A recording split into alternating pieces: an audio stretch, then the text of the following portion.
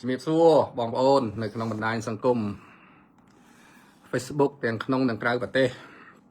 ខ្ញុំយប់នេះចេញមកដោះស្រាយបញ្ហាបកស្រាយបញ្ហារឿងស្រូវចុះថោកបន្តិចដើម្បី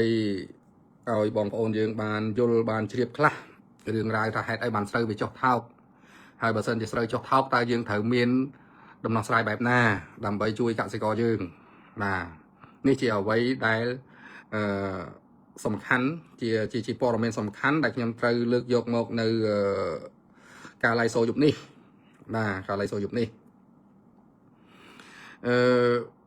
មុននឹងឈានទៅដល់ការឡាយសូររឿងស្រូវគឺខ្ញុំនិយាយអំពី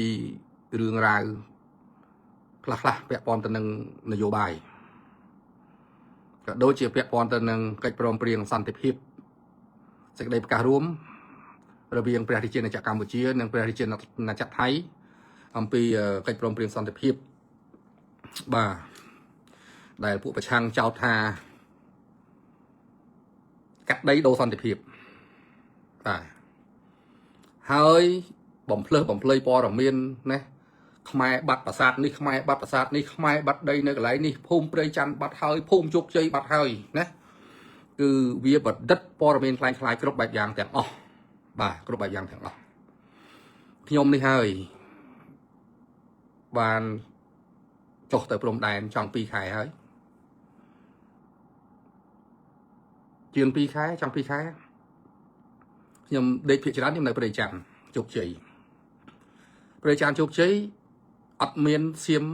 អត់មានថៃឬក៏អត់មានអីយកដីខ្មែរនៅព្រៃច័ន្ទទេយើងទទួលស្គាល់ថាមានការពាត់លួចបន្លាយកផ្ទះប្រជាជនយើង6ខ្នងនៅជោគជ័យនិង6ខ្នងនៅព្រៃច័ន្ទមួយផ្នែកដីទូចទេប៉ុន្តែភូមិទាំងមូលគឺយើងនៅធម្មតាអញ្ចឹងក្រោយកិច្ចព្រមព្រៀងសន្តិភាពនេះការដោះស្រាយបញ្ហាដែលគេពាត់ផ្ទះហ្នឹងគឺត្រូវបានអនុវត្តតាមរយៈគណៈកម្មការព្រំដែនអីហូរហែបន្តទៀតដែលត្រូវដោះស្រាយជាមួយភាគីថៃអញ្ចឹងដីយើងអត់មានអីត្រូវបាត់បង់ទេនេះខ្ញុំចង់ជម្រាបបងប្អូនប្រជាពលរដ្ឋយើងក្នុងនិងក្រៅប្រទេសជ្រាបណាជ្រាបហើយរឿងខ្លះខ្ញុំមិនចាំបាច់ទៀមទាឡាយបញ្យលអីវែងឆ្ងាយទេដូចជាម្សិលមិញថៃគេមកថ្ងៃនេះក៏ថៃគេមកក្រុមអរិញអីវរៈសុំខ្លាំខិតអីគេនោះគេមកអុកឡុកប៉ុន្តែមកអត់បានទេចូលភូមិយើងអត់បានទេអញ្ញាធិបតេយ្យថៃទាហានថៃតម្រួតថៃគេទប់ស្កាត់អត់ឲ្យចូលមកបង្កបញ្ហាជាមួយប្រជាជនយើងទេនេះជាអ្វីដែលខ្ញុំចង់ជម្រាបជូនបងប្អូនយើង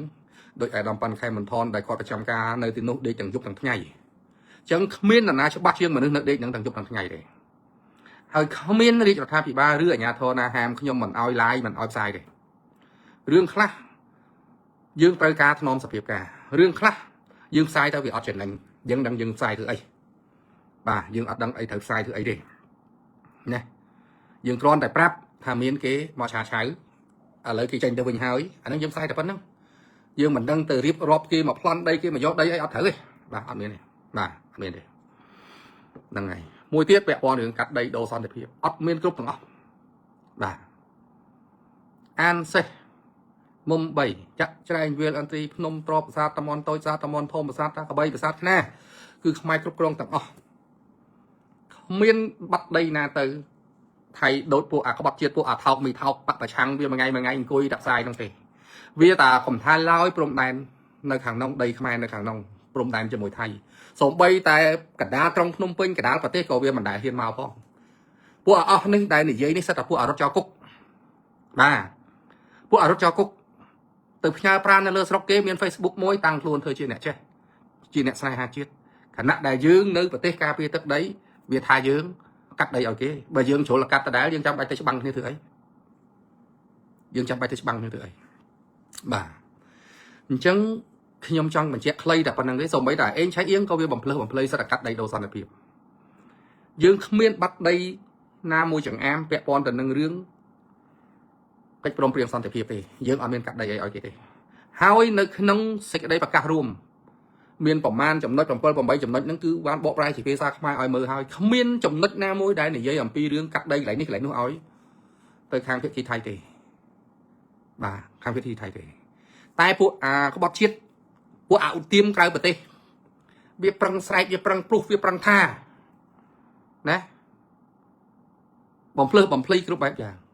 ខ្ញុំស្ទើរតែគ្មានពេលឆ្លើយមួយពួកអស់នោះពួកការងារខ្ញុំ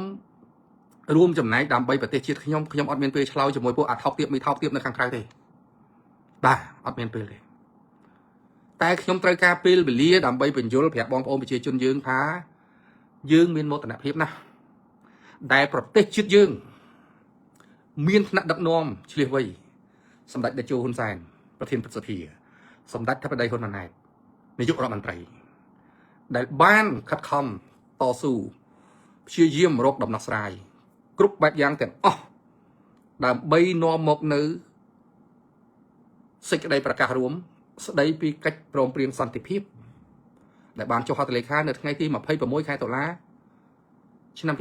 2025នៅប្រទេសសិង្ហបុរីដោយមានប្រធានាធិបតីសហរដ្ឋអាមេរិកនិងនាយករដ្ឋមន្ត្រីម៉ាឡេស៊ីចុះហត្ថលេខាធ្វើជាសាក្សីណាចឹងកិច្ចព្រមព្រៀងនេះមានតម្លៃជាមហាសាលណាជាមានតម្លៃជាមហាសាលមិនអាចកាត់ថ្លៃបានហើយមានតម្លៃជាប្រវត្តិសាស្ត្របងប្អូនតម្លៃជាប្រវត្តិសាស្ត្រកិច្ចព្រមព្រៀងនឹងហុចផលអីឲ្យយើងខ្លះទី1រក្សាបានអាយុជីវិតកងទ័ពនិងកម្លាំងនគរបាលជួរមុខរក្សាបានអាយុជីវិតប្រជាពលរដ្ឋតាមបន្ទាត់ព្រំដែនរក្សាបាននៅថវិកាជាតិដោយពុំចាំបាច់ទិញគ្រាប់ទៅច្បាំងមានន័យថាមេដឹកនាំខ្លាំងពូកែគឺជាមេដឹកនាំដែលនាំមកនៅសន្តិភាពដោយមិនចំណាយគ្រាប់កំភ្លើងនេះជាភាពអស្ចារ្យរបស់ថ្នាក់ដឹកនាំយើងសម្ដេចតេជោសម្ដេចធិបតីបាទប្រជាជនខ្មែរទូទាំងប្រទេសមានក្តីរំភើបអបអរសាទរចំពោះសេចក្តីប្រកាសរួមស្តីពីកិច្ចព្រមព្រៀងសន្តិភាពនេះឥឡូវយើងបានអនុវត្តម្សិលមិញនេះម៉ោង6:45នាទីយប់យើងបានអនុវត្តជំហានទី1គឺការកែសម្រួលដកនៅយុទ្ធបកអាចនិយាយភាសាសាមញ្ញថាអាវុធធុនធ្ងន់ដែលបង្កនៅការបំផ្លិចបំផ្លាញធំចេញពីព្រំដែនចំនួនទៅកាន់មូលដ្ឋានដើមវិញបាទនេះជាសញ្ញាល្អហើយសញ្ញានេះនឹងបន្តល្អរហូតដល់កម្ពុជានឹងថៃคล้ายទៅជាប្រទេសភូមិផងរបងជាមួយរស់នៅជាមួយគ្នាប្រកបដោយសន្តិភាពណាប្រជាជនយើង17លានអ្នកជាងទាំងក្នុងប្រទេសនិងក្រៅប្រទេសរំភើបត្រេកអរមានតែពួកអាក្បត់ជាតិសំរងស៊ីមានតែពួកអឧទាមក្រៅច្បាប់ណាមានតែអរដ្ឋាភិបាលឧទាម$23ហ្នឹងទេដែលវាមិនសប្បាយចិត្តវាក្តៅក្រហាយនឹងខ្មែរមានសន្តិភាពណាវាបង្កើតព័ត៌មានคล้ายៗថាខ្មែរបាត់ដីកាត់ដីដូរសន្តិភាពបើកាត់ដីដូរសន្តិភាពក៏ដែរគេច្បាំងគ្នាធ្វើអីបាទមិនឲ្យគេបដ ாய் ទៅបាទមិនឲ្យគេបដ ாய் ទៅហ្នឹងហើយចឹងពួកអាក្បត់ជាតិទាំងអស់ដែលអង្គុយ live ហ្នឹងគឺវាអត់មានតែស្គាល់ស្រុកខ្មែរទេសិតតែពួកអារត់ចោលគុកទាំងអស់បាទពួកអស់ហ្នឹងអត់មាននេះទេបើវាមកស្រុកខ្មែរចុះទៅពីលានយន្តហោះគេវាយខ្នោះចូលគុកទាំងអស់មានទេបាទសិតតែពួកអាទទួលបាបកម្មនិរិះព្រាត់ប្រាសគ្រួសារចាក់ព្រាត់ទៅផ្ញើប្រាណលើស្រុកគេជេរស្រុកខ្មែរដើម្បីដូរ credit ដោយអាចចំសឹកអាចចេមសឹកអាខ្ទើយចិនសធានោះណាក្រុមពួកអាផាណាសិតតែពួកអាក្មេងពីលទាំងប្រមាណនេះសិតតែពួកអាភ្លើធ្វើចេះគ្មានដឹងខ្យល់អីទាំងអស់មួយថ្ងៃប្រហោះតែជេរបរោះតែបចោអញ្ចឹងទៅយូរនាំគ្នាយកអាខ្វិនទៅធ្វើអាជីវកម្មនយោបាយឃើញគ្នាអត់រៀនសូត្របានជ្រៅជ្រះអត់ចេះអីបើរៀនគ្នាឲ្យជេរដើម្បីពេលដែលជេរទៅពេលដែលនិយាយមិនពិតទៅគេចាប់ដាក់គុកវាចំណេញទី1វាយប្រហាររដ្ឋាភិបាលថាចាប់អ្នកពិការដាក់គុកទី2វាមានឱកាសប្រមូលលុយនៅខាងក្រៅនេះគឺជាអ្វីដែលវាកំពុងធ្វើណាប្រមូលអស់ហើយយកជនពិការយកមនុស្សខ្វិនយកមនុស្សអីចឹងទៅយកមកធ្វើអាជីវកម្មកាលណាវាធ្វើខុសច្បាប់គេចាប់ព្រោះក្នុងច្បាប់គេអត់មានចែងថាជនពិការមានសិទ្ធិញុះញង់មានសិទ្ធិជេរប្រមាថអីទេព្រោះច្បាប់ស្មើគ្នាទាំងអស់ចំពោះមុខច្បាប់បាទណាអញ្ចឹងការអនុវត្តច្បាប់ចំពោះស្អីនៅតកែវស្អីគេអីខ្វិននោះអានោះវាត្រូវតែធ្វើអញ្ចឹងយើងទៅធ្វើមិនប្រទេសណាដែលបើកសិទ្ធឲ្យមនុស្សជេរបចោលប្រមាថការទៀនគេតាមអំពើចិត្តអត់ទេអញ្ចឹងក្រុមពួកអាភ្លើធ្វើចេះហ្នឹងពួកអាល្ងងខ្លៅអវិជ្ជាអីហ្នឹងមាន Facebook មួយហ្នឹងណាប្រឹងជារដ្ឋាភិបាលខ្ញុំបានប្រាប់ហើយថាបើឯនៅក្រៅប្រទេសជេរអីជេរទៅតែបើនៅក្នុងប្រទេសកុំថាអាកោនខ្លែងខ្លាយអាកោន lock profile ហើយចាក់សោដាក់នៅក្នុងទូដៃទៀតក៏គេរកឃើញដែរបាទរកឃើញដែរ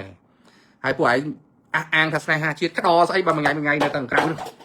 តែស្រុកខ្មែរមិនស្គាល់ផងណាព្រំដែនមិនស្គាល់ផងណាអាខ្លះថាអូគេយកព្រៃច័ន្ទបាត់ហើយខ្ញុំនៅព្រៃច័ន្ទវាមិនដឹងថាភូមិព្រៃច័ន្ទបែរមុខទៅណាផងណាអូអាខ្លះគេថាអូគេយកជោគជ័យភូមិជោគជ័យបាត់ហើយណាភូមិជោគជ័យនៅហ្នឹងខ្ញុំនៅហ្នឹងជាពិសេសឯដំប៉ាន់ខែមិនថនគាត់នៅហ្នឹងប្រចាំការទាំងយប់ទាំងថ្ងៃ4ខែហើយឥឡូវហ្នឹងម៉ោងហ្នឹងថ្ងៃហ្នឹងក៏គាត់នៅហ្នឹងដែរហើយបើថៃយកអស់គាត់នៅក្នុងមិនកើតគេចាប់គាត់បាត់អស់ចឹងបានថាពួកអាថោកទៀតនេះវារកគ្រប់វិធីសាស្ត្រដើម្បីបំភ្លៃប៉ុន្តែវាបំភ្លៃបានតែពួកអាភ្លឺធ្វើចេះអាពួកល្ងងខ្លៅអវិជ្ជានៅក្រៅមកក្តាប់តូចហ្នឹងទេបើប្រជាជននៅក្នុងប្រទេសគេរស់នៅដោយសុខដុមគេរីករាយនឹងអ្វីដែលរាជរដ្ឋាភិបាលបានធ្វើបាទរីករាយនឹងអ្វីដែលរាជរដ្ឋាភិបាលបានធ្វើហ្នឹងហើយហ្នឹងហើយវានាំពួកសម្ដានពួកវាថោកវាគោរពអាមនុស្សថោកដូចគ្នាចឹងបាទមនុស្សថោកវាគោរពតែថោកដូចគ្នាចឹងបាទអាខ្វិនហ្នឹងវាមិនចេះស្អីវាចេះតែអង្គុយជេរហ្នឹងវាជេរបានលុយគេផ្ញើលុយមកគេគ្នាអត់ដឹងអីផ្ញើលុយមកឥឡូវមិនបាច់ទេជាប់គុកបាយស៊ីស្រាប់អាចគេសែងដែរហើយគេទៅប្របាត់ម៉េចជាប់ស៊ីបាយគុកទៅហ្នឹងអាភុនយុទ្ធហ្នឹងភុនយុទ្ធអីគេហ្នឹងណាជាប់គុកទៅបាយស៊ីស្រាប់អាចគេសែងទៅបាយមិនចេះរកអីឲ្យជាប់គុកទៅមានរត់មានបាយចាំទៅតែវាចំណេញពួកអប្រឆាំងនៅក្រៅវារៃលុយគ្នាធ្វើអ្នកមានដល់អារតនាឥឡូវហ្នឹងរៃលុយគ្នាបាន 3000 ហើយគឺថាផ្ញើគេមកតែ200ឯងទុក 2008 ដើម្បីស៊ីដាច់លុយគេបាទតិចទៀតនិយាយឡើងអូនស្រូវអញ្ចឹងរឿងកិច្ចព្រមព្រៀងសន្តិភាពគឺមានតម្លៃខ្លាំងណាស់យើងបន្តចូលរួមអនុវត្តដោយស្ងៀមស្ងាត់បន្តទៀតបាទហើយសមត្ថភាពរដ្ឋាភិបាលដឹកនាំប្រទេសណាបញ្ចប់បាននៅការច្បាំងគ្នាហើយកំពុងតែនាំមកពន្លឺសន្តិភាពសម្រាប់ប្រទេសទាំងពីរកម្ពុជាថៃគឺជាឱកាសល្អសម្រាប់ឲ្យប្រជាជនយើងប្រកបរបរទទួលទានវិញបានដោយសុខសាន្តយើងអត់ត្រូវការរត់គេចខោផ្លោងយើងអត់ត្រូវការគេចអីទេណាហើយបងប្អូនឃើញណាពួកអាភ្លឺធ្វើចេះនៅពេលដែលយើងមានកិច្ចព្រមព្រៀងមួយឈប់ច្បាំងគ្នាណាវាស្រឡាំងកាំងហ្មងហើយដល់អញ្ចឹងវាមិនដឹងនិយាយអីវាទៅប្រឌិតព័ត៌មានខ្លាំងខ្លាយថាយើងកាត់ដីដូរសន្តិភាពនេះគឺជាព័ត៌មានខ្លាំងខ្លាយអត់ពិតទេបងប្អូនបាទអត់ពិតទេខ្ញុំហើយអ្នកដើរនៅតាមព្រំដែនហ្នឹងខ្ញុំទៅមកដល់ផ្ទះមុនហ្នឹង1ម៉ោងខ្ញុំមកដល់ផ្ទះម៉ោង6:05 នាទីបាទខ្ញុំទៅ10ថ្ងៃនៅអូស្មាច់នៅឧត្តរមានជ័យ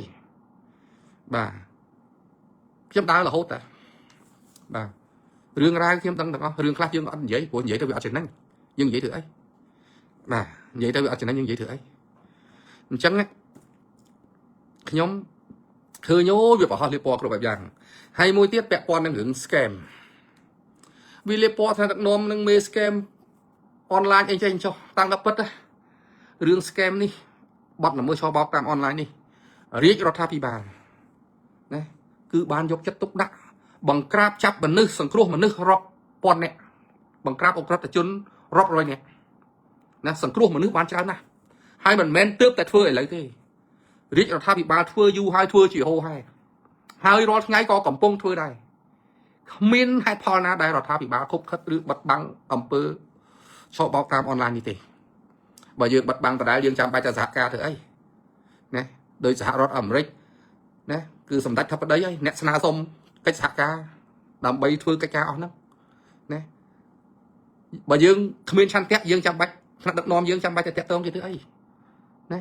នេះហើយជាការខិតខំរបស់សម្ដេចធិបតីហ៊ុនម៉ាណែតជានាយករដ្ឋមន្ត្រីដើម្បីខិតខំធ្វើយ៉ាងណា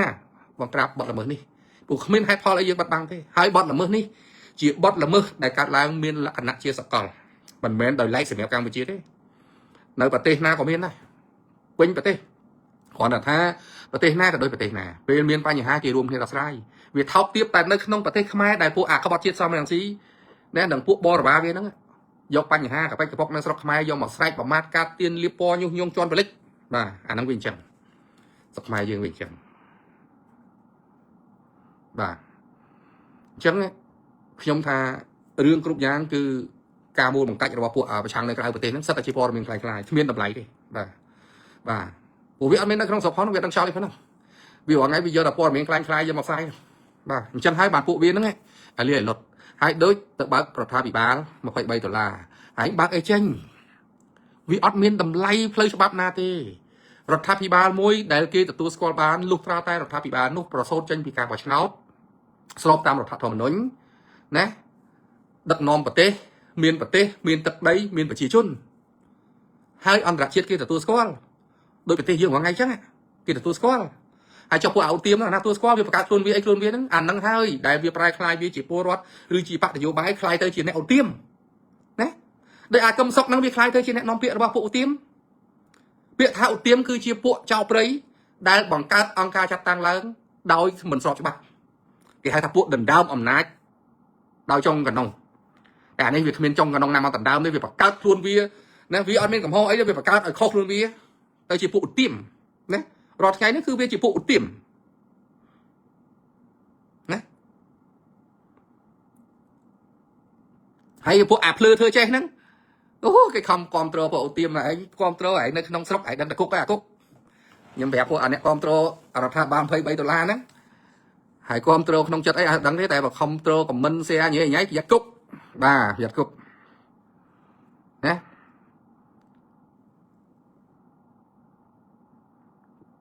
ចឹងខ្ញុំនិយាយប៉ះពាក់ព័ន្ធនឹងពួកប្រឆាំងហ្នឹងខ្ញុំនិយាយប៉ុណ្្នឹងចុះខ្ញុំចូលបននិយាយរឿងបងអូនបៃឌីក្មួយបៃឌីបន្តិចប្រហែលថ្ងៃនេះខ្ញុំឃើញអាថោកទៀបម្នាក់ដែលបងប្អូនហៅថាអាចមកតោដែលវាមានកំណើតវាឈាមឆ្កែបាទដូចមកអាថោកនោះមួយថ្ងៃអង្គុយឡាយតែព័ត៌មានលបែងភ្នាល់បាល់លបែងស៊ីសងទេពេលដែលប្រទេសជាតិកំពុងតែត្រូវការជំនួយពេលដែលសត្រូវកំពុងឈ្លានពានអាថោកទៀតនោះខ្ញុំអត់និយាយឈ្មោះទេអាថោកទៀតនោះវាឈាមថោកវាអត់មានជួយជាតិអីទេវាអត់មានកំណត់អីថាធ្វើម៉េចដើម្បីជួយជួមុខទេក្នុងនាមវាសមរភូមិក្រោយវាអង្គុយផ្សាយតែលបាយវានិយាយតែពីរឿងភ្នាល់និយាយតែរឿងប៉ោឡាយណាក្មួយបៃឌីណាយុវជនជំនាន់ក្រោយនឹងក្រុមការងារគាត់មានកំណត់ជួយជាតិតាមរយៈការប្រកាសអំពាវនាវរកជំនួយប្រជាជនខ្មែរភ្លុកទឹកភ្លុកដីជួយទៅលើឧបត្ថម្ភសមរភូមិមកតាមរយៈក្មួយបៃឌីហ្នឹងការជួយនេះគឺបងប្អូនប្រជាពលរដ្ឋខ្មែរផ្ដល់នៅទំនុកចិត្តនិងសេចក្តីទុកចិត្តទៅដល់ក្មួយបៃឌីរួចអស់ទៅហើយប្រជាជនខ្មែរម្ចាស់ជំនួយម្ចាស់ថវិកាគ្មានការសង្ស័យណាមួយទៅលើក្មួយបៃឌីទេហើយគាត់ក៏បានប្រកាសបិទជំនួយនៅពេលដែលគាត់បានថវិកាច្រើនហើយហ្នឹងគឺគាត់បានដើរជួយណាមកគ្រួសារ5000អ្នកស្លាប់អ្នកលពោះប្រមាណអ្នកអីប្រមាណច្រើនណាស់បាទយើងមិនអាចបូកតួលេខអ្នកស្លាប់ឲ្យចេញជាផ្លូវការទេពីព្រោះអានេះវាពាក់ព័ន្ធនឹងការព័ត៌មានកងទ័ពតែគាត់ជួយគាត់មិនកັບកេងអីលុយចឹងទេគាត់មានក្រុមការងារគាត់ណាតែអាថោកទៀបដែលមិនបានធ្វើស្អីនេះដែលមួយថ្ងៃអង្គុយផ្សាយតែលបែងនេះណាដូចម៉ែវាតាមររឿងក្មួយបៃឌីអាសូតើវាជួយបាន100ជួយបាន50ខ្ញុំអត់ថាទេហើយបើអាថោកទៀបណាមួយនោះ friend Facebook ខ្ញុំ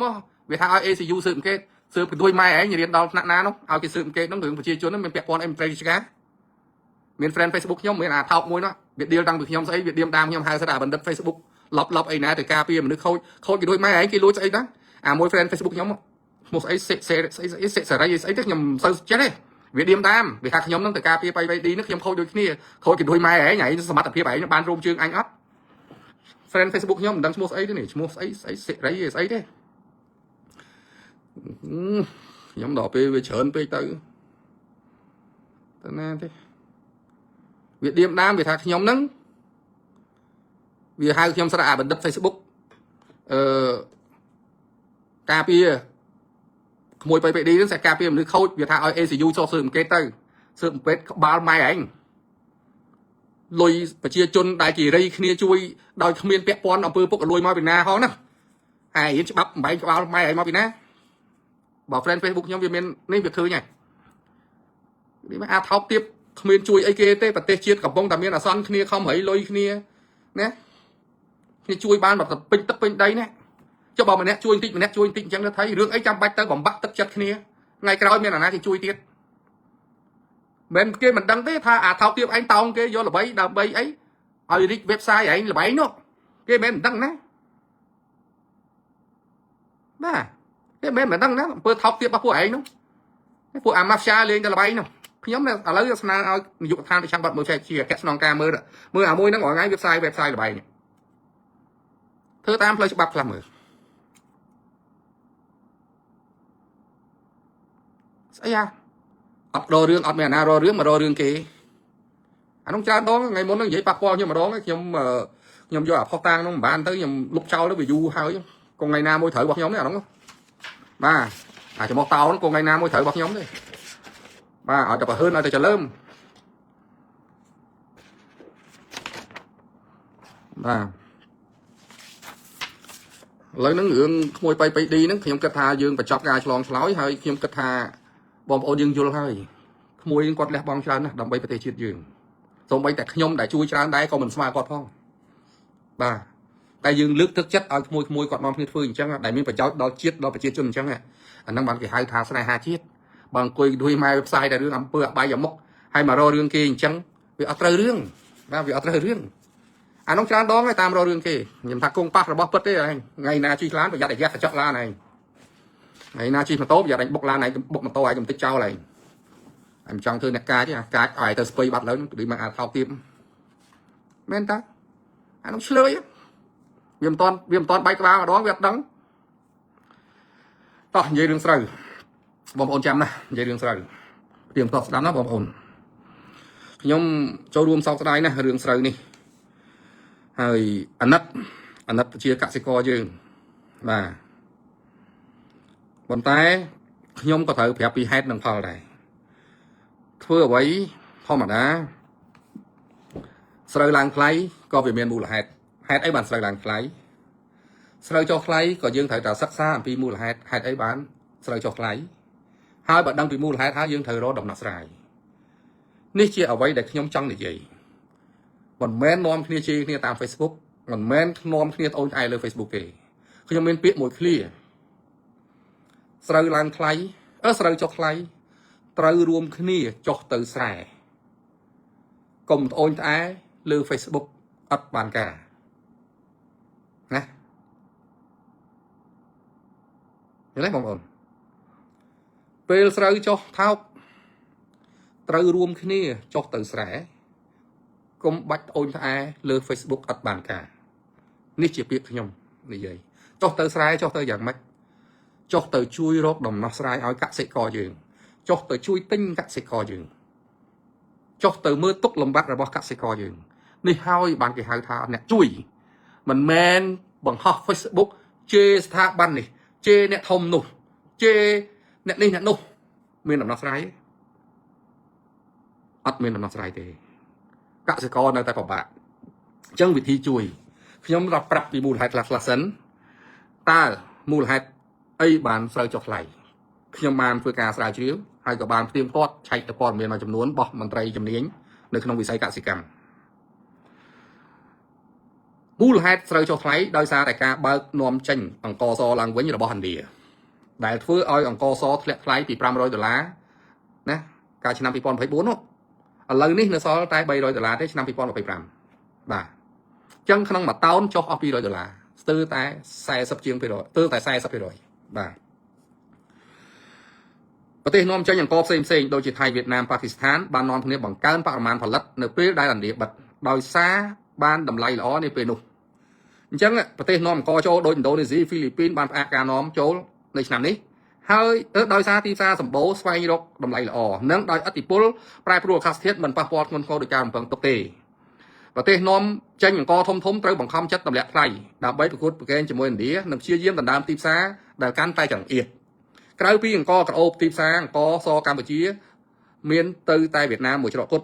การกอลางไทยเวียดนามกี่เอาตำไหลสระยื่นละอยื่นน้อมขณีบังการประมาณผลัดเปนุสระหอกลางไทยละโฮเตอร์ดอลมาปอนปีร้อยเรียกนำมากะโลได้เปนุบังคับเอากสิกรยื่นสมรบน้อมเพื่อใส่ละโฮดอกฟัดตึกบอมโอนจำไหมชนะปีปอนมาไปใบฟัดตึกตรุกอะไรได้ใส่ยื่นสมรบเพื่อตัวใบหามยังน่าก็เหมือนชนะได้บอมโอนยื่นบกเธอมองได้ใส่บางใส่หลังไฟเธอละโฮดอกฟัดตึกทั่วใส่อันนั้นเป็นได้ใส่หลังไฟบ่าปัจจุบันได้สร้างกอเวียดนามแหละเท่าคลังบ่าจะบ้านหน้าเกณฑ์นึงตำแหน่งไฟยื่นโดยขี้เหนียวให้ไฟใส่นึงไทยนึงเวียดนามแหละโจจะล็อกปี3ตัวใส่สับเพียรอยโดยขี้เหนียวบ่าบ่เทียบหนึ่งชนะมดเนาะบ่าchắc được nhỉ nít chia mù là hay để khi ông trong prap bom ô dương đằng hà rương về miền nó sọc về flat thế hay rương mua như rương anh đi vía tháo miền po miền ôn thươn thao tháng miền po miền nó tháng miền kịp sai thá sấy miền muốn trâu tới ông ắt thá mình ao môi đợt tây châu tây nhỉ bạn này thà kịp đánh mốc không khai năng đời xa cái trời trời môi này nóนี่chỉ po miềnปัทธมได้โอนซานบนพื้นแต่ตัวบ้านปีไปเชียร์ชนหรือ copy เนี่ยตู้ซับอนามักเมาจังเนี่ยไปบ้านpo miền นั่นคือไอ้ดำรอมไตรกระทรวงเกษตรกรรมไอ้ดำเดตินาบ้านเจงบัญชีเอาในยุคทานจำเนียงก็โดยเชียร์เนี่ยแปะปอนของวิสัยเกษตรกรรมในกลุ่มจำนวนสถาบันก่อนนี่เอาเพื่อการสลายชีวิตครบริจินิคายถ้าตาเมียนกันในนังออกโดยไล่ขยมก็ทุกการสลายชีวิตตามวิธีบัญญัติได้คือยังรวมเนี่ยเราการพัฒนำไปยังช่วยเกษตรกรยังเอาเก็บพอดอัมพีกาทั่วตกบกในระบบปวดชมนปันใต้เราหดมาดอปีนี้ยังเหมือนตอนเมียนปอหรือเมียนเจและนามวยเทมาให้ปรามริจินิคายเหมือนตอนเมียนปอหรือเมียนนามวยฉบับทาชมุนเรียงมันเอาเน็ตดอเตยโจติงให้ดำใบดำเล็กไทยสไลด์ว่าเกษตรกรเทอนุกรณ์ตาชีปอหรือเมียนได้เหมือนเมียนมูลฐานฉบับโลเทเหมือนเมียนมูลฐานฉบับโลเทจังโซบอมปอนยังกลมจับอารมณ์แต่เลือปอหรือเมียนได้เหมือนเมียนประพบฉบับโลบอมปอนสดับตาสำเร็จเหมือนนึงเหมือนเนี้ยบอมปอนยกมาวินิจฉัยไว้ประหารสถาบันเกษตรกรรมไว้ประหารมันตรีเกษตรกรรมไว้ประหารกระทรวงนี้กระทรวงนู้นไว้ประหารเราดาวภาบาเบี้ยเรื่องอายุติธรรมสมัยกระทรวงมวยได้กำปองแต่คัดคำช่วยเกษตรกรนะที่เทียบเทียมหนังปราบตากระทรวงช่วยระเบียบไม่ดำใบกัดบันทอยในการหลงบะระบบเกษตรกรนะดำนอสไลอย่างไม่ในปีแต่ยืนช่วงปัญหาหนังดำนอสไลอย่างไม่ตีมุ้ยบันโตจมรุ่งไอรวงมาเส้นต่างอ้อเนี่ยได้เจ็ดได้กู้บังการการติ้งสื่อตามนะสกุลหนึ่งเกษตรกรตัวตามระยะการไปเจนต้นบางวันปีเซปีเราทำปีบางเปรี้ยวเนี่ยอ้อยเนี่ยฮบเนี่ยช่วยติ้งอย่างกบันโตปีรวงมาเส้นนะเจ็ดได้กู้แต่นุกดับใบบางการหลุมโฮสต็อกของกนั่งบันโตอ้อยเมียนจะรันสโลปเตี้ยนสื่อบันท้ายปีเกษตรกรอย่างเงี้ยบันในทางอ้อยตามรวงมาเส้นช่วยติ้งปีเกษตรกรให้ส่งเอามาหาชนยืนเนี่ยฮบนั่นช่วยติ้งปีรวงมาเส้นดำใบไอรวงมาเส้นเป็นหลุมโฮกอเจนเมาส์ก็ถือโรสเลยปัดไทม์ปีเกษตรกรมาตีจังตำไหลไปถือลายมันจะตามดังอันนี้วิธีดอกซ้ายวิธีช่วยมาให้กระทรวงเกษตรกรรมก็เปรี้ยวเนี่ยเอาแต่กรมผลจีเดี๋ยวโปจีมาชาซ้ายจูมาชาไอ้นั่นเอาไปเยี่ยกาตัวตัวนั่งกาปัดทูปัดทอยตำไหลซ้ำรุมนามวยบ่าให้กระทรวงเกษตรกรรมหนึ่งช่วยบองโอนเกษตรกรแต่ความตามต้นนั่งมาร้องไปปัญหาตีฟ้าเนื้อเดือดกร้อยเอาจองกรองที่เชี่ยวชาญกรมเกษตรกรรมตำเนิบดำใบสตาร์ลัตเทียบผลิตระบบพวกออนไลน์ไว้หนึ่งช่วยกับปัดทอยตำไหลได้นี่เชื่อไว้ได้ดำนักซ้ายระบบกระทรวงเกษตรกรรมไตรเถื่อนะยืงรอดไงนี่กระทรวงกดคำบ้ากดคำแต่เรื่องคลาการคัดคำเพื่อมันซ้ำตามบ่มนอนปรารถนาแต่ยืงจังบ้านแต่งสองตีเลยนี่วิธีช่วยนี้ขยมบ้านปะฮอกไงมันได้ยำพาเอาเจ้าแล้วนะติ้งเลยมองนี่ขยมบ้านปีร้อยเต้าเนี่ยให้มันนะเปรี้ยวนิ้วไงมันนี่เลยนี่ขยมบองโอนได้โจรวมช่วยเกษตรกรตามระยะขยมนี่คือช่วยติ้งใส่บ้านปีร้อยเต้าในเทียบขยมนั่งปะตอแตะตองtừมัดเพชรบองโอนแทนเทียบดำไปเอากี่โจรวมกันแต่เช้าหายติ้งขนมดำไล่มวยเลิกเหี่ยวธรรมดาเลิกชมวยธรรมดานะอุติหอทาสไรโออัมกี่ติ้งประมาณกี่ติ้งตัวมวยร้อยขยมเอาแบบเปิดร้อยนะบอกกี่ติ้งตัวมวยร้อยห้าขยมเอาแบบเปิดร้อยห้านะคือยังต่ำแรงเลิกมาร้อยจังอ๋อบอกชมวยติ้งประมาณยังต่ำแรงเอาเลิกมานั่งอะไรนี่ขยมก่อนนะเจ้าละนะนั่งมวยไงนั่งเลยขยมรบบ้านปีร้อยเตานะสอบรอจนเตรียมช่วยติ้งปีร้อยเตาจังนี่กรอนแต่ขยมมวยให้ขยมเคยโอนขโมยเนี่ยเราซีตามออนไลน์กดบอกให้ส่งไปแต่กรมพลสระเบียงแกงสเบ็ดก็กดช่วยมาร้อยเหรียญมาร้อยเตานะกดช่วยติ้งมาร้อยเตานะจังเนี่ยได้เมียนรัฐเพียบเนี่ยได้เมียนจิ๋วเพียบทูทีนี่ใจở trongคือเนี่ยอกnháอกnháเนี่ยอกnhá lộอกnháแต่กดเมียนลอยเช้าเนาะกดอาช่วยมาเนี่ยนะบุญปรามร้อยเตาเนี่ยจังทั้งบุญดับเตาเนี่ยจังทั้งบุญสมาคมเนี่ยอกnháกดเมียนที่เชิญจังปรากฏเจ้าละนะเนี่ยอกnháทั้งอ๋อรวมจุดไหนคืออันนั้นวิธีช่วยสั่งตู้เกษตรกรยืงขนมเครียดแต่เกษตรกรยืงกับป้องชุบการลำบากกับป้องชุบการลำบากนะนี่เชี่ยวไว้แต่ยืงรวมเนี่ยถือมันแม่นรวมគ្នាไว้ประหารเลยยมสนมโปมันแม่นรวมគ្នាไว้ประหารเลยนะกระทรวงเกษตรกรรมพวกกดคัดคอมนะข ក្នុងនាមស្ថាប័នជំនាញក្រសួងពាណិជ្ជកម្មក៏គាត់ខំដែររកទីផ្សារដូចគ្នាតែវាបញ្ហាប្រឈមដោយសារតែឥណ្ឌាគាត់បញ្ចេញដល់អញ្ចឹងទៅឥណ្ឌាគឺជាស្ដេចអង្គលើពិភពលោកហើយកាលណាគាត់បញ្ចេញអាហ្នឹងវាត្រូវតែធ្លាក់ទាំងអស់គ្រប់កន្លែងហើយម៉ោងនេះសូម្បីតែប្រទេសហ្វីលីពីនធ្លាប់ទិញស្រូវពីថៃទិញអង្គពីថៃក៏ហ្វីលីពីនផ្អាកទិញដែរឃើញទេអញ្ចឹងផ្អាកទិញថៃគាត់ផលិតអង្គបានគាត់អត់ដឹងយកទៅណាទេគាត់ចាល់នៅក្នុងប្រទេសគាត់ដែរអញ្ចឹងធ្វើឲ្យធ្លាក់ថ្លៃដោយឡែកវៀតណាមក៏ចឹងដែរគាត់ត្រូវយកចេញមិនបានគាត់ចាល់នៅក្នុងប្រទេសគាត់ហើយកាលណាចាល់នៅក្នុងប្រទេសគាត់បើគាត់យកចេញបានគាត់យកចេញពីប្រទេសយើងទៅថែមទៀតដែរដល់ពេលគាត់ចាល់នៅក្នុងប្រទេសគាត់គាត់ទៅទិញមិនកើតវាចាល់គ្រប់គ្នាបាទវាចាល់គ្រប់គ្នាបាទនេះគឺសំខាន់ណាស់យើងធ្វើអីក៏ដោយយើងត្រូវស្ដាប់ហេតុនិងផលកាលណាយើងយល់ពីហេតុនិងផលហើយយើងនឹងរកដំណោះស្រាយបានណាហើយបងប្អូនប្រជាជនយើងនេះសូមមេត្តាពិចារណាឡើងវិញទៅលើក្របពូជស្រូវដែលយើងត្រូវបង្កបង្កើនផលហេតុអីបានក្រសួងកសិកម្មគេទាមទារឲ្យយើងបង្កើតសហគមន៍សម័យទំនើបឲ្យយើងចងក្រងពីព្រោះការធ្វើកសិកម្មតាមបែបសហគមន៍សម័យទំនើបនេះគឺជាការគិតគូររបស់ក្រសួងកសិកម្មឲ្យបងប្អូនចងក្រងជាសហគមន៍ងាយស្រួលក្រសួងកសិកម្មគ្រប់គ្រងផ្ដល់ទុនឲ្យហើយធានាទីផ្សារបានស្រេចមានន័យថាពេលផលិតស្រូវបានគឺ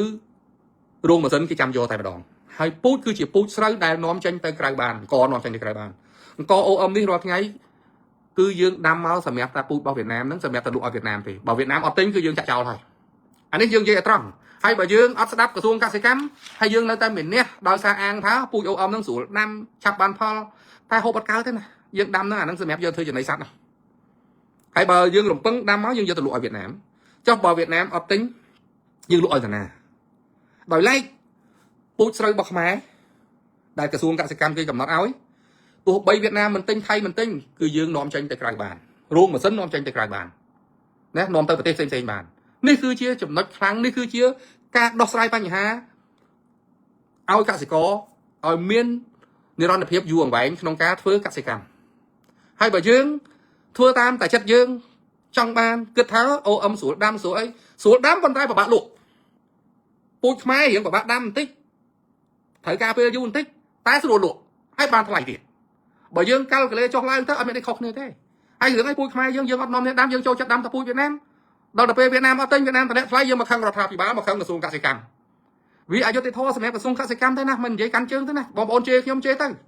ខ្ញុំនិយាយនេះនិយាយតាមហេតុផលដែលវាកើតឡើងរួចទៅហើយខ្ញុំមិនចង់ឲ្យបញ្ហាហ្នឹងកើតឡើងរៀងរាល់ឆ្នាំទេណាឥឡូវនេះយើងនិយាយអាក្រក់ស្ដាប់តិចចុះបងប្អូនយើងខ្លះស្អប់វៀតណាមតែពូជខ្មែរឯងស្រូវខ្មែរឯងអត់ដាំទេទៅដាំពូជស្រូវវៀតណាមដោយរំពឹងលក់ឲ្យទៅវៀតណាមតែវៀតណាមគេចាំងវៀតណាមគេលែងទិញយើងយកទៅលក់ឲ្យណាអត់មានអ្នកទិញទេបាទអត់មានអ្នកទិញទេអញ្ចឹងយើងគួរតែស្ដាប់មន្ត្រីជំនាញកសិកម្មដែលគាត់ណែនាំយើងទាំងបច្ចេកទេសដាំដុះទាំងពូជណាយើងគួរពិចារណាកន្លែងហ្នឹងឡើងវិញបាទយើងគួរពិចារណាកន្លែងហ្នឹងឡើងវិញហើយទោះជាយ៉ាងណាក្រសួងនៅតែជួយរួមចំណែកដោះស្រាយអញ្ចឹងឥឡូវនេះ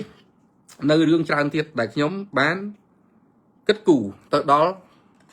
បញ្ហាដើម្បីធ្វើយ៉ាងណាឲ្យស្រូវថ្ងៃឲ្យកសិករចំណាយតិចហើយថ្ងៃក្រោយលក់បានផលច្រើនដែររឿងនេះគឺពាក់ព័ន្ធនឹងបញ្ហា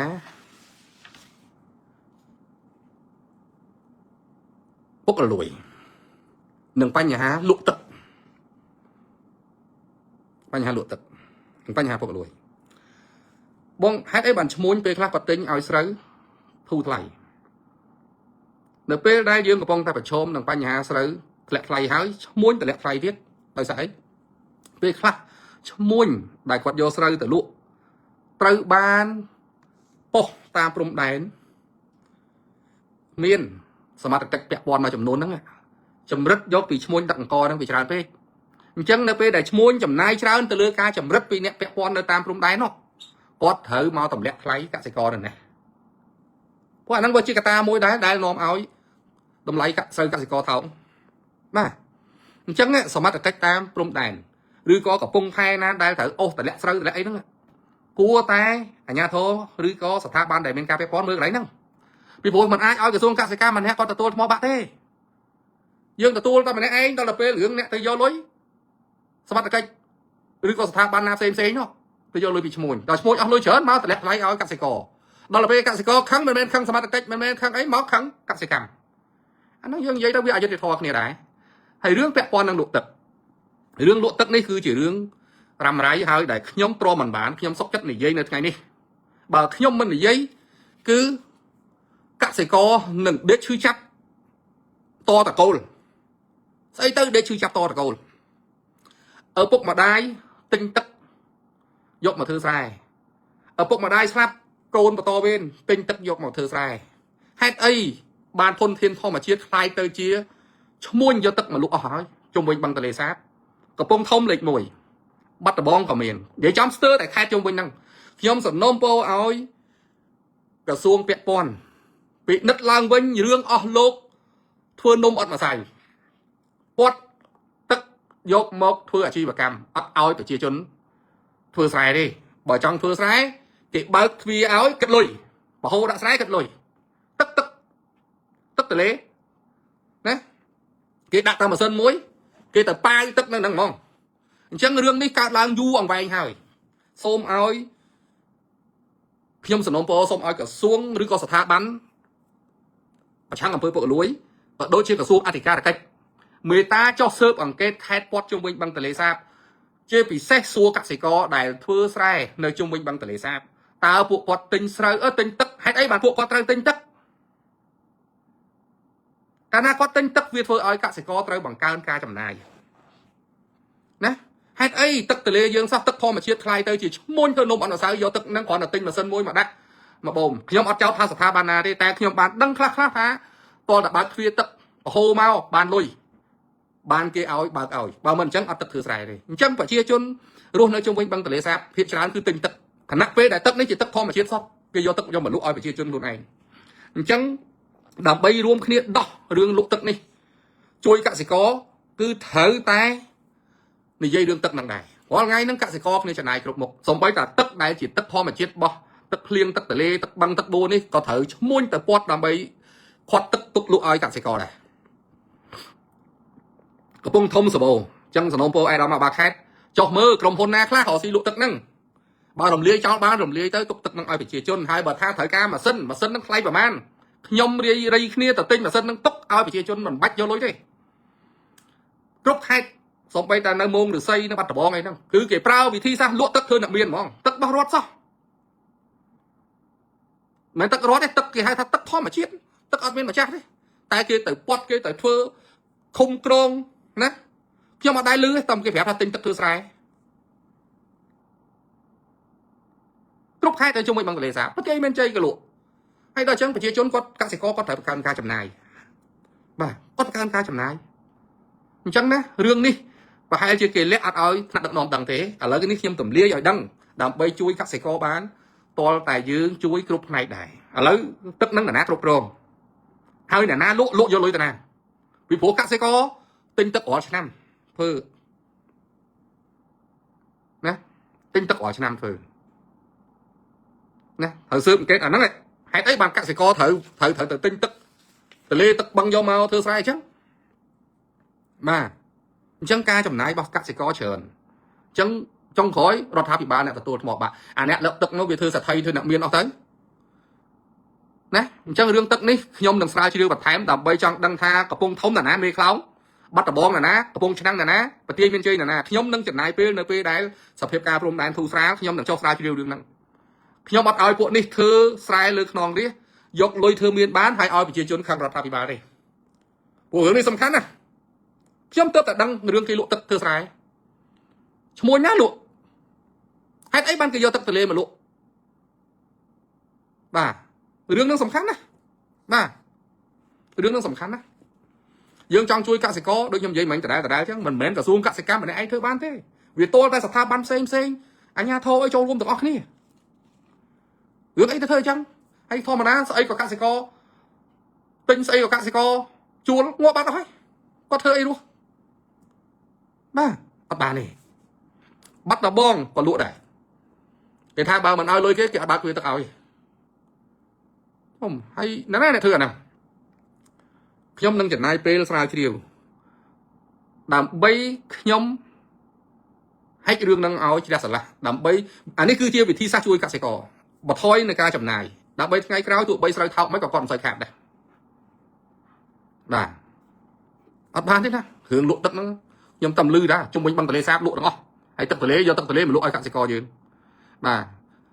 hai bà sân chia tháo kia mau bị công hôn kia nâng cả tua sắt ấy đạch mốc nè tinh mà sân tinh ấy trong tha tam khai nâng rồng lia à đây công hôn nâng chào đó hai bà khoa mà sân bom tất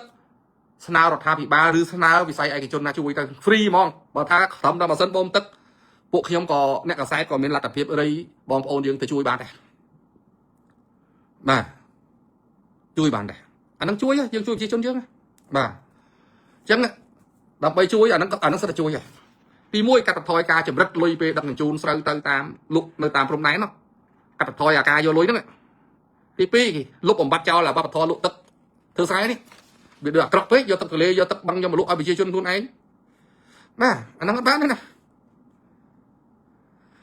ឡូវនេះបញ្ហាស្រូវឡើងចុះថ្លៃនេះអ្នកដែលប្រឈមខ្លាំងជាងគេគឺបងប្អូនដែលគាត់ទៅជួលដីគេធ្វើស្រែគាត់ទិញទឹកគេគាត់ជួលដីគេណាក៏ខ្ចីលុយគេមកធ្វើស្រែអាហ្នឹងគាត់រងទុកធំអញ្ចឹងហើយបានខ្ញុំពេលដែលខ្ញុំរៀបផែនការចុះទិញនេះគឺខ្ញុំត្រូវតែផ្ដល់អតិភិបឲ្យទៅស្រែណាដែលកសិករជួលគេមុនណាបើកសិករដែលធ្វើស្រែដោយផ្ទាល់ខ្លួនឯងគាត់ប្រឈមការលំបាកដែរតែមិនលំបាកធ្ងន់ដោយដែលកសិករជួលស្រែគេទេជួលដីគេធ្វើស្រែទេណាអញ្ចឹងខ្ញុំនឹងមានខ្ញុំអាចនឹងបង្កើតក្រុមខ្ញុំគ្មានដែរមានអ្នករកស៊ីទិញស្រូវទេប៉ុន្តែខ្ញុំឃើញកសិករជួបការលំបាកខ្ញុំត្រូវរួមសុខរួមទុក្ខលំបាកជាមួយកសិករយើងទោះបីខ្ញុំគ្មានលុយច្រើនដូចគេតែខ្ញុំអាចចលនាបងប្អូនយើងឥឡូវម៉ោងនេះណែអាដែងបាន200តោនជួយទិញកសិករបាន200តោនហើយទីទៀតខ្ញុំគិតថាមិត្តភក្តិខ្ញុំអាចនឹងជួយទៅខែលុយឡើងដល់300តោននេះអញ្ចឹងទៅក៏ជាផ្នែកមួយជួយបានខ្លះដែរហើយបើអុកញ៉ាឯកឧត្តមលោកជំទាវដែលគាត់មានជីវភាពធូរធាររៃគ្នាថែមទៀតទៅគឺអាហ្នឹងបាទគឺល្អមែនតើបាទថ្លៃខ្ញុំថាជួទឹកមួយស្រែសិតតែ30-40ម៉ឺនច្រើនណាស់បាទច្រើនមែនតើអញ្ចឹងខ្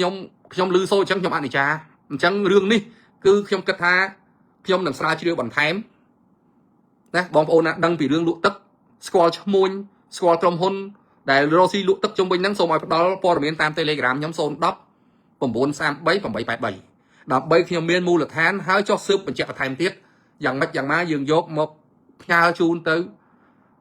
ថ្នាក់ដឹកនាំឬស្ថាប័នជំនាញណាដើម្បីមានវិធានការលុបបំបាត់អបបធរលក់ទឹកហ្នឹងបើយើងមិនលុបទេថ្ងៃក្រោយកសិករយើងខឹងគោទៅវាយអត់ទេខឹងអាឈ្មោះនោះមកស្អប់រដ្ឋាភិបាលហើយរដ្ឋាភិបាលណាដែលឲ្យទៅឲ្យគេទៅលក់ទឹកធ្វើស្រែហ្នឹងបាទអត់បានទេអញ្ចឹងម៉ោងនេះសូមសំណូមពរបងប្អូនយើងណាកុំចាស់ទឹកដាក់គ្នាកុំសាច់ទឹកដាក់គ្នាយើងរួមគ្នាជួយកសិករយើងវិធីជួយកសិករមិនមែនប្រហោះសារជេរអ្នកនេះវាយបហាស្ថាប័ននេះស្ថាប័ននោះទេគឺយើងរួមគ្នាដោះស្រាយមូលជើងខោមូលដៃអាវចុះស្រែទាំងអស់គ្នាណាចុះស្រែទាំងអស់គ្នាខ្ញុំក្នុងស្អែកខាងស្អែកនេះខ្ញុំនឹងចុះទៅទីតាំងដែលត្រូវទិញហើយខ្ញុំផ្ដល់អតិភិបឲ្យម្ចាស់ស្រែកសិករដែលជួលដីគេធ្វើស្រែមុនគេខ្ញុំមិនអាចទិញបានទាំងអស់ទេស្រូវច្រើនណាស់ប៉ុន្តែយើងទិញទៅតាមអ្វីដែលយើងអាចទិញបានទៅតាមលទ្ធភាពដែលយើងមានបាទខេត្តនេះយើងជួយ20-30តោនទៅខេត្តនោះយើងជួយទិញ20-30តោនទៅណាយើងជួយអ្នកតិចទៅពីព្រោះ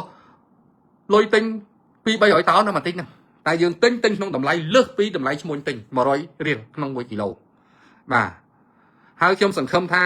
នៅពេលដែលវិស័យឯកជនចូលរួមជួយទិញនោះឈ្មោះមិនអាចធ្វើភ្ជុះភ្លៀងតាមអំពើចិត្តទេមិនអាចតាមអំពើចិត្តទេបាទហើយខ្ញុំនឹងយកអាដែងស្រូវដែលទិញកិនជាអង្គនេះយកទៅចែកអ្នកក្របាទយកទៅចែកអ្នកក្របាទទុកចែកអ្នកក្របាទព្រោះអានេះគឺវិធីជួយយើងមានអញ្ចឹងណាវិធីជួយយើងមានអញ្ចឹងបាទអញ្ចឹងខ្ញុំយប់នេះខ្ញុំសូមធ្វើការ live តែប៉ុណ្្នឹងទេហើយមួយទៀតចុងក្រោយខ្ញុំសំណូមពរបន្តិចដែរបងប្អូនយើងអ្នកសារព័ត៌មានអ្នកអនឡាញអ្នកអីក៏ដោយមួយចំនួនតូចទេ ដែលបើចង់និយាយអំពីបញ្ហាកសិកម្មសូមសាកសួរមន្ត្រីជំនាញកសិកម្មដើម្បីគេមានមូលដ្ឋានពន្យល់ឲ្យយើងយល់អំពីចំណេះដឹងពាក់ព័ន្ធនឹងកសិកម្មបើយើងចង់ដឹងអំពីពាណិជ្ជកម្មត្រូវសួរទៅមន្ត្រីជំនាញពាណិជ្ជកម្មកុំកាន់ Facebook ទូរស័ព្ទមួយ Facebook មួយទៅ live និយាយប៉ាត់ណាប៉ាត់ណីអត់ស្គាល់ស្អីទៅកសិកម្មស្អីទៅពូជនេះស្អីទៅគេធ្វើស្រែមិនទៅយកតែអារម្មណ៍ខ្លួនឯងទៅនិយាយប៉ាត់ណាប៉ាត់ណីបាទហើយខ្ញុំក៏ចង់បញ្ជាក់បន្តិចដែររឿងស្រូវថោកស្រូវថោកអង្គនៅថ្លៃបងប្អូននិយាយអត់ខុសទេអង្គនៅថ្លៃនេះដោយសារអង្គគាត់ទិញថ្លៃឆ្នាំទៅស្រូវក៏ថ្លៃអង្គក៏ថ្លៃគាត់លក់អត់អស់ផងហ្នឹងឥឡូវនេះដើម្បីទម្លាក់ថ្លៃអង្គថ្លៃហ្នឹងយើងរួមគ្នាជួយទិញស្រូវកសិករនៅពេលនេះដើម្បីឲ្យរោងម៉ាស៊ីនគាត់ទិញហើយគាត់កិនហើយយើងជួយទិញអង្គពីរោងម៉ាស៊ីនណាចេញពីរោងម៉ាស៊ីនឥឡូវនេះខ្ញុំចង់ដូរទៀតនេះឲ្យថាកុំឲ្យខ្ញុំពិបាកពួកខ្ញុំវាពិបាកទៅប្រមូលទិញស្រូវខ្ញុំចង់ទិញពីរោងអង្គវិញឥឡូវរោងម៉ាស៊ីនរោងនៅណាខ្លះខ្ញុំចូលទៅទិញនៅហ្នឹងដើម្បីឲ្យគាត់នឹងមានលទ្ធភាពចុះទៅទិញតែខ្ញុំដាក់លក្ខខណ្ឌជាមួយគាត់ណាថាឥឡូវបើឯងទៅទិញពូជនេះទិញក្នុងតម្លៃប៉ុណ្ណេះហើយយកមកលក់ឲ្យខ្ញុំកាន់ជាងកលក់តម្លៃប៉ុណ្ណេះមកខ្ញុំទិញយើងឲ្យគាត់ចំណេញយើងអត់ឲ្យគាត់ខាតទេប៉ុន្តែកុំឲ្យគាត់ទៅឲ្យទម្លាក់កសិករថោកពេកពួកខ្ញុំទៅទិញផ្ទាល់ខ្លួនឯងខ្ញុំអត់មានអីដឹកទេបាទខ្ញុំមានដឹកទេឥឡូវនេះខ្ញុំកំពុងអង្គុយគិតអាហ្នឹងតែខ្ញុំត្រូវចុះទៅឬក៏ត្រូវទិញបន្តពីរោងម៉ាស៊ីនពួកអាហ្នឹងវាជួយបានដូចគ្នាកាលណាខ្ញុំទៅទិញរោងម៉ាស៊ីនអស់គាត់ទៅទិញពីកសិករតែក្នុងតម្លៃដែរនិយាយគ្នាឧទាហរណ៍ថាគាត់ទៅទិញអី OM ទីផ្សារបច្ចុប្បន្នប្រហែល600ឧទាហរណ៍អញ្ចឹងខ្ញុំឲ្យ700បើឯងទិញ700ឲ្យខ្ញុំណាហើយយកមកលក់ខ្ញុំឲ្យបងឯងចំណេញណាកិនជាងអង្គទៅខ្ញុំឲ្យចំណេញអត់ឲ្យខាតទេណាកិនជាងអង្គខ្ញុំឲ្យចំណេញអញ្ចឹងយើងយកអង្គហ្នឹងមកចែកទៅអ្នកនេះចែកទៅអ្នកនោះទៅទុកហូបខ្លះឲ្យធ្វើទៀនខ្លះឲ្យគ្រួសារកងតបខ្លះអីខ្លះហូរហាយអញ្ចឹងទៅព្រោះបើយើងមិនជួយគ្នាអាហ្នឹងយើងទៅធ្វើម៉េចឥឡូវវិធីជួយមានតែប៉ុណ្ណឹងអត់មានអីលើហ្នឹងទេបាទហើយមានឈ្មោះកដាលម្នាក់នៅប្រទេសមានជ័យឈ្មោះស្អីហុកបញ្ញាគាត់ខឹងខ្ញុំគាត់ឃើញខ្ញុំអំពាវនាវឲ្យអ្នកមានជួយទិញស្រូវម្នាក់ 3-4 តោនគាត់ហៅខ្ញុំសិតតែអ្នកកសែតវាអញ្ចឹងហ្មងបាទគាត់ថាគាត់ឈប់ទិញហើយទុកឲ្យពួកអ្នកកសែតទិញម្ដងទៅខ្ញុំថាក្មួយឲ្យក្មួយហើយក្មួយឯងមិនជួយកសិករយើងទេបើពូជួយអំពាវនាវឲ្យបានច្រើនទៅ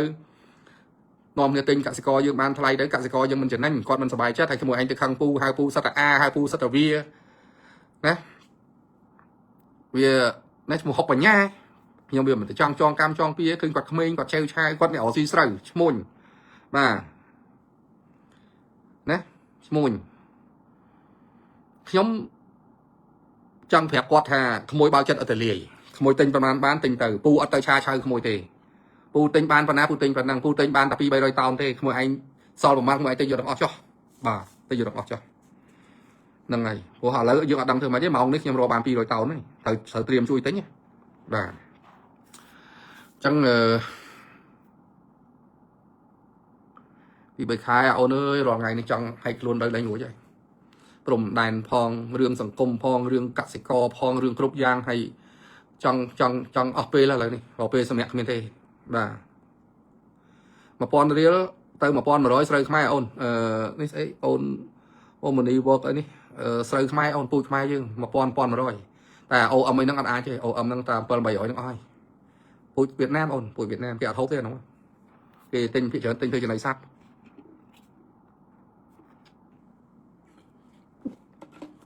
ហ្នឹងហើយខ្ញុំកំពុងអង្គុយគិតព្រោះរឿងគ្រប់យ៉ាងមិនអាចធ្វើភ្លាមទេយើងនឹងជួយបាទជួយឲ្យតិចទៀតខ្ញុំគិតថាស្រូវនឹងល្អឡើងវិញនៅពេលដែលវិស័យឯកជនចូលរួមជាមួយក្រសួងកសិកម្មក៏ដូចចូលរួមជាមួយរាជរដ្ឋាភិបាលដើម្បីជួយសម្រាលរែងការលំបាករបស់កសិករយើងបាទ